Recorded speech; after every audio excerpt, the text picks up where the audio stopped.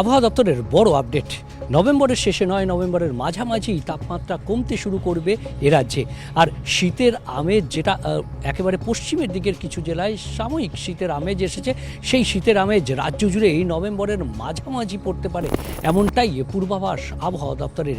যে স্বাভাবিকের ওপরে তাপমাত্রা রয়েছে সেই তাপমাত্রা স্বাভাবিক বা তার নিচে নেমে যাবে, 2 ডিগ্রি পর্যন্ত তাপমাত্রা কমতে পারে, এমনটাই ইঙ্গিত দিচ্ছে আলিপুর আবহাওয়া দপ্তর। আর তার ফলে এই বড় চমক, বড় বার্তা, বড় আপডেট আবহাওয়া দপ্তরের। শীত নভেম্বরের শেষে নয়, নভেম্বরের মাঝামাঝির পরেই শীতের আমেজ আসছে এবং তার পেছনে এই শীতের যে বড় শীতের আপডেট, সেই শীতের আপডেট জানিয়ে দিল আবহাওয়া দপ্তর। একই সঙ্গে আরও একটা বড় আপডেট রয়েছে না, বঙ্গোপসাগরে আবার নিম্নচাপের অশনি সংকেত দেখছে আবহাওয়া দপ্তর। নভেম্বরের মাঝামাঝির আগেই এই ঘূর্ণাবর্ত তৈরি হবে এবং নিম্নচাপ তৈরি হতে পারে উত্তর পূর্ব বঙ্গোপসাগরে। এই নিম্নচাপ কিছুটা আন্দামান সাগর এলাকা জুড়ে হতে পারে এবং আন্দামানের কাছাকাছি এই নিম্নচাপ তৈরি হওয়ার প্রবল সম্ভাবনা।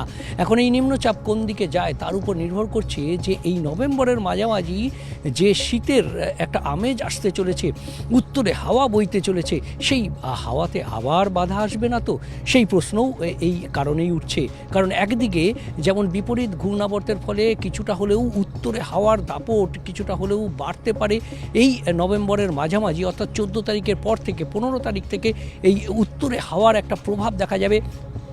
তার ফলে পশ্চিমের দিকের জেলাগুলিতে যে শীতের আমেজ ইতিমধ্যেই দেখা যাচ্ছে, সেটা রাজ্য জুড়ে সেই শীতের আমেজ দেখা যাবে এবং এই শীতের কাঁপুনি বাড়তে বাড়তেই আরও এক দফায় নিম্নচাপের অশনি সংকেত, এবং সেটা উত্তর পূর্ব বঙ্গোপসাগরে। আর তার ফলেই আন্দামান সাগর সংলগ্ন উত্তর পূর্ব বঙ্গোপসাগরে যে এই নিম্নচাপ তৈরি হবে, তার প্রভাব সেটি কোন দিকে যায়, তার অভিমুখ কোন দিকে থাকে, সেদিকে নজর রাখছেন আবহাওয়াবিদরা। আমাদেরও নজর থাকবে, আপনারাও নজর রাখুন নিউজ 18 বাংলাতে। কারণ নিউজ 18 ডিজিটাল, নিউজ 18 বাংলায় এই খবর সবার আগে দেওয়া হবে যে এই নিম্নচাপ কোন পথে যাচ্ছে, কোন অভিমুখে যাচ্ছে। আরও এক দফায় সেই নিম্নচাপের কারণে হাওয়া বদল হবে না তো। নভেম্বরের 14 তারিখের পর থেকে আবহাওয়া দপ্তর বলছে কিছুটা হলে তাপমাত্রা কমবে, এবং এর কারণ বিপরীত ঘূর্ণাবর্তের জেরে ক্রমশ উত্তরে হাওয়ার একটা প্রভাব দেখা দেবে। আর তার ফলে উত্তরে হাওয়াতে শীত আসবে। তবে এখনও শীতের আমেজ, শীতের কাঁপুনি কতটা ধরাবে সেটাই দেখার। তার আগে আবহাওয়া অন্তত আগামী 5-7 দিন শুষ্ক আবহাওয়া থাকবে, বৃষ্টির সম্ভাবনা নেই। শুধুমাত্র উপকূলের জেলাগুলিতে কিঞ্চিৎ বৃষ্টির সম্ভাবনা রয়েছে।